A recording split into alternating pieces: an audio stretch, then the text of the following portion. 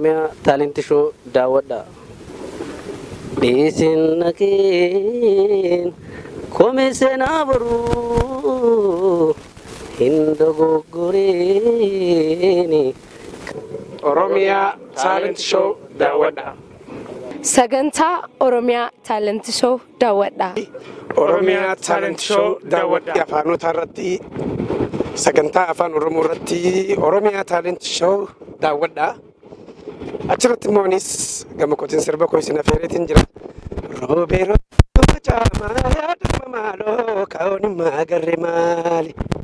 Bohe tu mandisa yaadama maaloo kawalina agarre maali. Oromia talent show. Roobero tu chama yaadama maaloo kaoni magarre maali. Bohe tu mandisa yaadama maaloo kawalina agarre maali.